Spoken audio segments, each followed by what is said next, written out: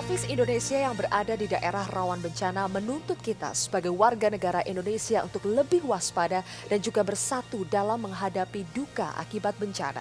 Bagaimanakah upaya pemerintah dalam menangani bencana dan bagaimana pula peran partai politik dalam menjalankan fungsi sosialnya dalam menghadapi bencana. Inilah Partai Bicara, episode Bersatu Menghadapi Bencana bersama saya, Zilvia Iskandar.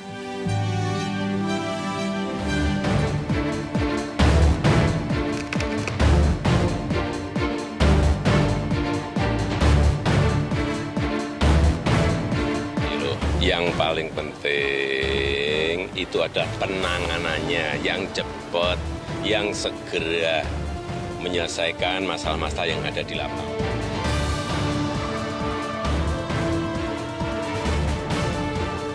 Tindakan Presiden mendatangi tempat bencana termasuk juga lembaga-lembaga yang terkait dengan penanggulangan bencana itu kita anggap kurang cepat, kurang responsif.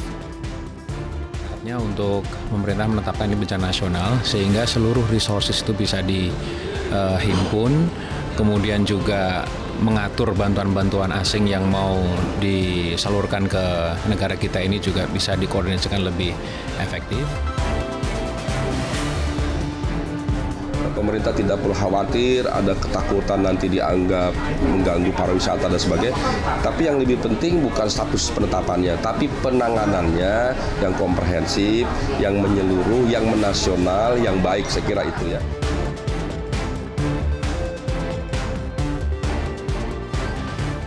Wilayah Indonesia memang rawan dari tsunami dan bencana geologi seperti gempa bumi, tsunami, gunung meletus itu memiliki suatu periode ulang, memiliki suatu siklus, dan suatu saat pasti akan terjadi.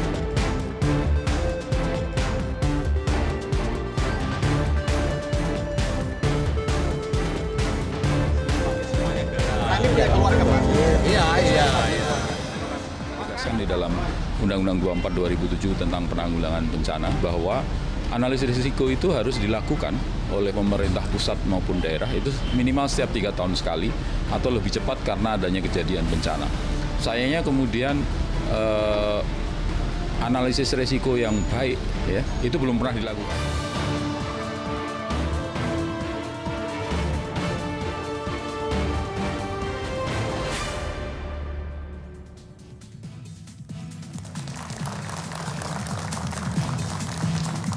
Bersatu menghadapi bencana, pemirsa telah hadir 6 politisi yang akan berdiskusi mengenai topik pada malam hari ini. Dari sisi sebelah kanan saya, Aceh Hasan Syazili, Wasekjen Partai Golkar. Selamat malam, Kang Aceh. Assalamualaikum. Waalaikumsalam. Yang kedua, Arsul Sani, Sekjen P3.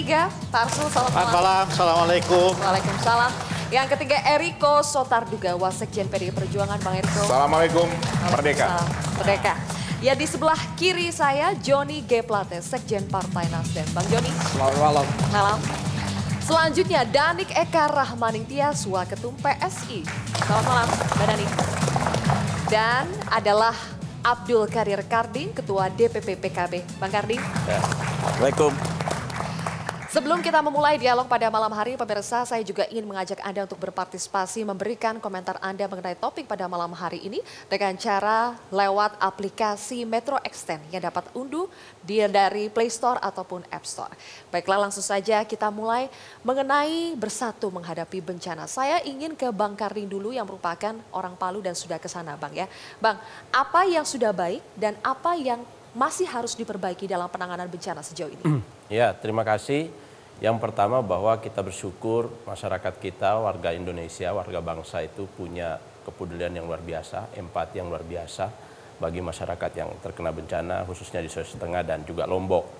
Ya, saya berkesempatan mendampingi Presiden pada tanggal 3 Oktober yang lalu, hari Rabu tepatnya. Memang kondisi di Palu ini agak berbeda dengan Aceh, kemudian juga Lombok, yang infrastrukturnya masih bisa didarati oleh pesawat. Ya, kalau di Palu itu pesawat tertentu, kemudian jalan darat dan laut itu semua terputus, laut orang tidak berani hingga hari ketiga, keempat. Jadi memang sangat Anda waktu itu datang di hari ke? Saya hari keempat waktu itu saya hadir, dan waktu itu sudah mulai ada sedikit perbaikan dengan kerja keras pemerintah. Yang pertama, Presiden mendorong agar evakuasi dituntaskan. Yang kedua, Presiden meminta supaya distribusi logistik itu merata. Dan awalnya kan ada isu hanya di Palu saja, di Palu saja, Donggala, Sigi, kemudian yang di pedesaan dan seterusnya itu tidak terlalu tersentuh pada saat itu. Yang ketiga, Presiden meminta bahwa seluruh kebutuhan terutama air bersih, kemudian telepon, BBM, dan listrik itu harus segera kita perbaiki. Dan paling penting pada saat itu adalah pusat-pusat ekonomi harus dibuka dengan penjagaan TNI dan Polri. Kata Presiden begini, kalau perlu anggota birokrasi, anggota TNI maupun anggota polisi jualan di toko-toko itu, dan modal dari kita agar apa? Bisa men-trigger ekonomi publik. Anda melihat arahan-arahan dari Presiden itu sudah dijalankan dengan sigap? Tentu iya. Semua sudah berusaha maksimum, bahwa dalam kondisi seperti itu masih ada yang belum tertangani secara ideal sesuai dengan aspirasi masyarakat, tentu iya. Tetapi menurut saya ini termasuk penanganan yang cepat. Bayangkan dalam seminggu, nggak nyampe seminggu, Presiden 2 kali turun, habis itu disusul hari Jumat oleh Pak JK. Jadi luar biasa saya kira penanganannya. Kang Aceh juga berkunjung ke Palu.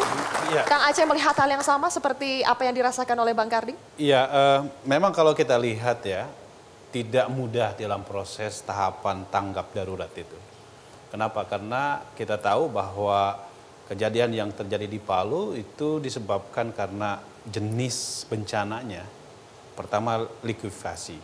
Ya. Itu kan sesuatu yang tidak pernah kita duga sebelumnya, walaupun pernah terjadi kejadian. Yang kedua adalah tsunami. Ya. Jadi kalau likuifaksi itu seperti tsunami di daratan, sementara kalau tsunami-nya sendiri adalah ada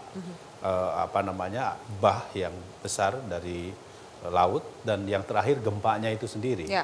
Nah, memang kalau kita lihat belum sepenuhnya bisa pulih. Kita lihat di sana aktivitas ekonomi masih sangat terbatas, dan beberapa rumah masih terlihat kosong karena memang mereka sekarang ini sedang ke pengungsian. Ada yang mengungsi di kota Palu sendiri, ada pula yang mengungsi di luar kota Palu, misalnya ada yang di Makassar.